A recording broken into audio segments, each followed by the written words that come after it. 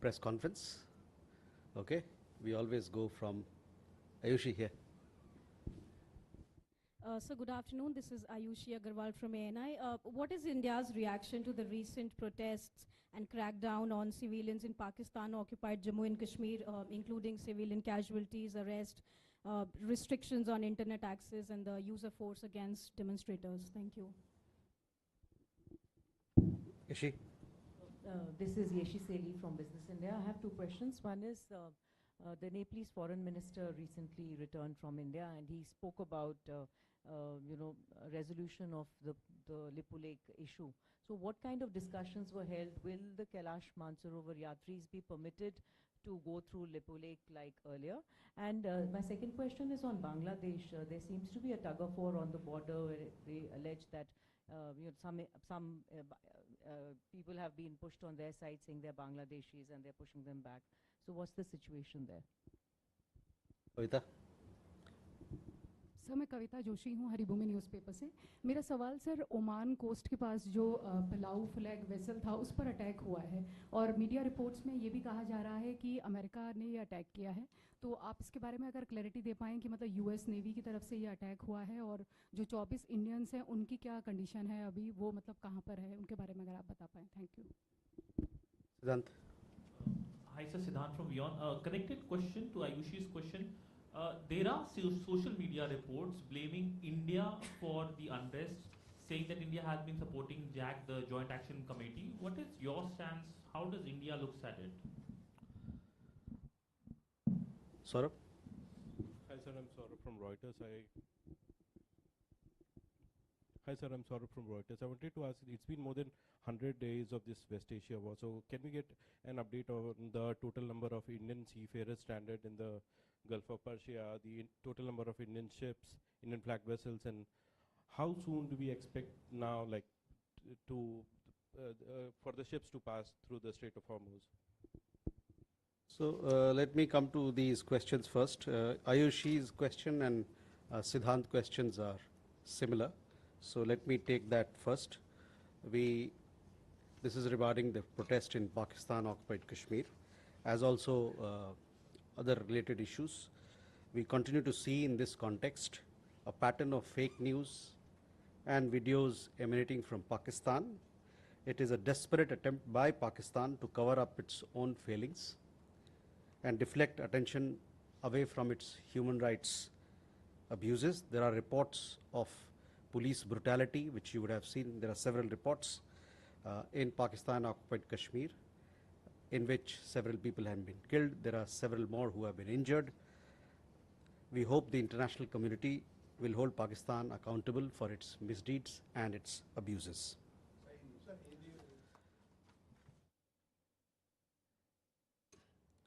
इस संदर्भ में पाकिस्तान की ओर से फर्जी खबरों और वीडियो का एक सिलसिला लगातार देखने को मिला है, देख रहे हैं हम लोग। यह अपनी विफलताओं को छिपाने और अपने मानवाधिकारों के उल्लंघन हनन के से ध्यान भटकाने का पाकिस्तान का हताशापूर्ण प्रयास है। पाकिस्तान ने कब्ज़े वाले कश्मीर में भीषण पुलिस बर्बरता की खबरें हम लोगों ने देखी है। कई एक रिपोर्ट देखने में आया है जिसमें कई एक प्रदर्शनकारी मारे गए हैं और कई एक बुरी तरह से घायल हैं। हम उम्मीद करते हैं कि अंतर्राष्ट्रीय समुदाय पाकिस्तान को अपने दुष्कर्मों और अत्याचारों के लिए जवाबदेही ठहराएगा। Yeshi, your question regarding the Nepalese foreign minister. As you are aware, external affairs minister and the Nepali foreign minister, they had bilateral talks that happened on Saturday, last Saturday. You would have seen our press release that we released post-meeting. As you would note, the talks covered the full spectrum of India-Nepal bilateral partnership. In that context, they also called for continuation of the ongoing joint field work related to repair and maintenance of boundary pillars. This is also in line with our own approach. Regarding your question about Lipu Lake, etc., on that we've already clarified our position, India's position in that regard. Your second question regarding border issues, we have the Border Guard Bangladesh and BSF DG level meeting going on. This is a bilateral engagement with India and Bangladesh to discuss relevant issues, and we will hopefully you will get an update on the meeting. These are issues which both sides are discussing and will be discussing during their conversation. Kavita, your question regarding the vessel which where we had several Indian nationals. एक जहाज जिसका नाम MT मारीवेक्स था, इसको Oman के तट के पास इसको निशक्त किया गया, इसको अक्षम किया गया। हमें ये पता चला कि ये जहाज पलाव के झंडे के साथ समुद्र में अपना काम कर रही थी। हमको ये भी पता चला है और ये हम जानकारी है कि जहाज के बीच और अमेरिकी नौसेना के बीच उनके बीच वार्तालाप हुई। इस घटने से पहले इस जहाज पर 24 भारतीय नागरिक कार्यरत थे। जब ये हादसा हुआ उस समय तुरंत ही हमारे भारतीय दूतावास जो कि ओमान में है तुरंत एक्शन में आए और वहाँ ओमानी अधिकारियों से उन्होंने संपर्क किया। साथ ही साथ अन्य जो पक्षधर इसमें है, MRCC है, भारतीय जहाज मंत्रालय है, सबके साथ बातचीत करके तुरंत उन्होंने कार्रवाई की और 24 भारतीय नागरिक को सुरक्षित वहाँ से निकाला गया। ये सभी नागरिक हमारे नागरिक सुरक्षित हैं और हमारी जो दूतावास है इनसे संपर्क में है और इनकी देखरेख कर रहे हैं। The ship MT Marivex was disabled off the coast of Oman. We have learned that it is a Palau flagged vessel. We also understand there was some exchange of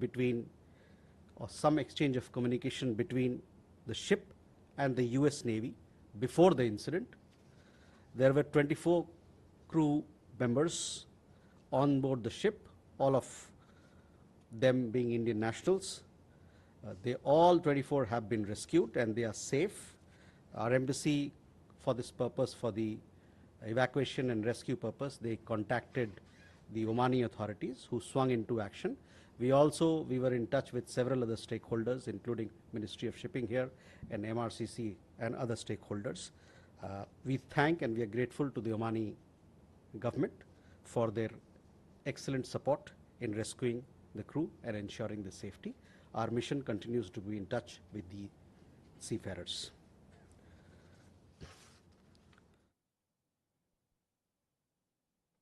Saurabh, on the West Asia conflict, yesterday we did issue a statement which you would have seen. We saw that there was an escalation and we called for de-escalation as also on dialogue and diplomacy to be the best way forward to ensure return of peace in the region. As for your specific question regarding how many seafarers are there, how many Indian ships are there, I don't have an exact number with me at this point in time, but I understand that when we have the regular press briefings held by Ministry of INB where shipping ministry representatives are there, they give an exact figure. Last count, what I have is, but I don't want to take a guess here. I'll come back to you on exact number of seafarers as also ships which are there, Indian ships. Avanyu? Sir, any reaction on the reports of Nepal levying curbs on imports of mangoes and other fruits from India? Now this comes after a similar action earlier had been initiated by Japan too. Okay. Keshav? Thank you, spokesperson. Keshav Padmanabhan from the print. My question is with regards to the statement made by the Indian permanent representative of the United Nations yesterday on Afghanistan, where he called or suggested or indicated that India may be open to sort of easing or re-looking at the sanctions on the Taliban regime that have been internationally in place by the UNSC. So is this true? Is India looking for sort of easing of any specific sanctions on the Taliban regime? Would it support such a move if the UNSC decides so?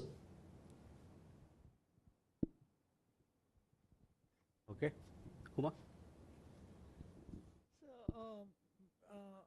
with Keshav's question, my question is that is India raising the issue of women and children, how they are being treated by the Taliban?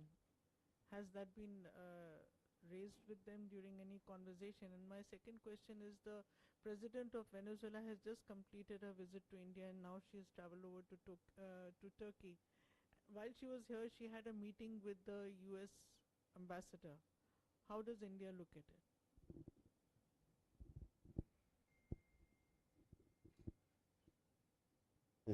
Okay.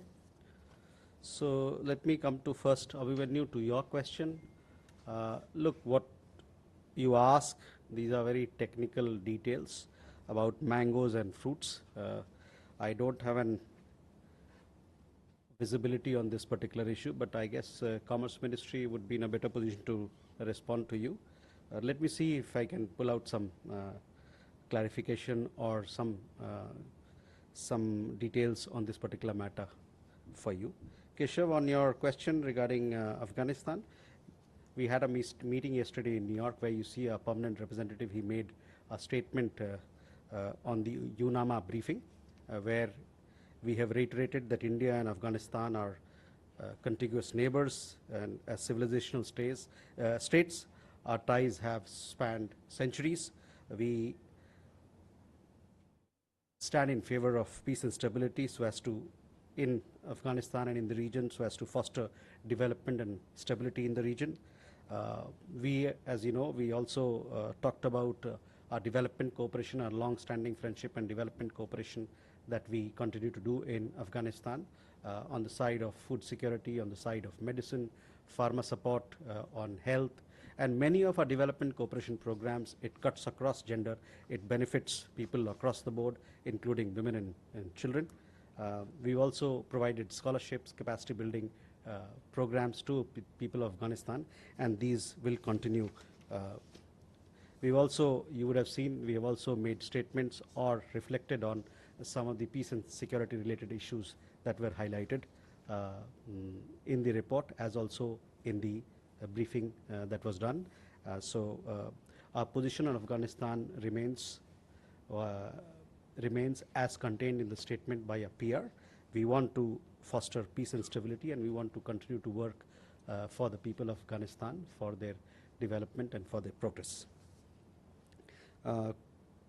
Huma, your question regarding women and children, as I told you, our development cooperation assistance are cutting across several sectors, from health to scholarships to food security to pharma support, self-help groups. They bring benefits to people across all segments of the society. In regard to your question regarding President of Venezuela, we did provide you an update of all the meetings that she had on the official side. She also had a private component of a program which you would have followed. We see Venezuela as a very important energy partner. As far as the meetings with other stakeholders are concerned, it is a matter of choice between Venezuela and the stakeholder concerned. So with that, two questions this side. Krishna Mohan Sharma, मेरा सवाल बांग्लादेश के border से है। कुछ लोगों को जब हम इधर से भेज रहे हैं तो उधर से सरकार ने वापस कर दिया 10-12 लोगों को और कहा कि ये इंडियन नेशनल्स हैं। तो इसका फैसला कैसे होगा कि ये इंडियन नेशनल्स हैं कि बांग्लादेशी हैं? सर, ब्रह्म प्रकाश दुबे जी न्यूज़ से मेरा सवाल है पाक अधिकृत कश्मीर को लेकर, जो अभी आपने भी जवाब दिया है, लेकिन जिस तरह से वहाँ आम कश्मीरियों का नरसंहार हुआ है और भारत लगातार कहता रहा है कि पाक अधिकृत कश्मीर जल्दी पाकिस्तान वापस करे और हम एक दिन उसको लेंगे, विदेश मंत्री भी बार बार कह चुके हैं, आप लोग भी कहते रहे हैं, तो क्या किसी इंटरनेशनल फोरम पर आप आधिकारिक तौर पर इस मसले को उठाएंगे? जिस तरह से वहाँ कश्मीरियों के साथ बर्बरता हो रही है, जिस तरह से हत्याएं हुई हैं पुलिस की तरफ से आम कश्मीरियों की, तो किसी इंटरनेशनल फोरम या UN के फोरम पर क्या भारत उठाएगा इसको? Thank you. दो चीज़ें, पहला कृष्ण मोहन जी आपका सवाल बांग्लादेश को लेके है। हम लोगों ने जैसे पहले कहा है कि कोई भी विदेशी नागरिक जो भारत में रह रहा है, अगर वो अवैध रूप से रह रहा है तो उसके पीछे उसको उस पर कार्रवाई करने के लिए हमारे पास जो अपने कानून है उसके तहत उस पर कार्रवाई होगी। जहाँ तक बात रही जो आपने कहा कि कुछ लोग नो मैंस लैंड में हैं, शायद इसका जिक्र कर रहे थे आप, तो दोनों पक्षों के बीच में बातचीत चल रही है और ये बातचीत के दौरान शायद इस पर कुछ चर्चा हो। Sorry, no, he asked about illegal Bangladeshi nationals or the state of some people who are caught. So I said that for all foreign nationals, if they are staying in India illegally, we have certain rules and laws which will be followed.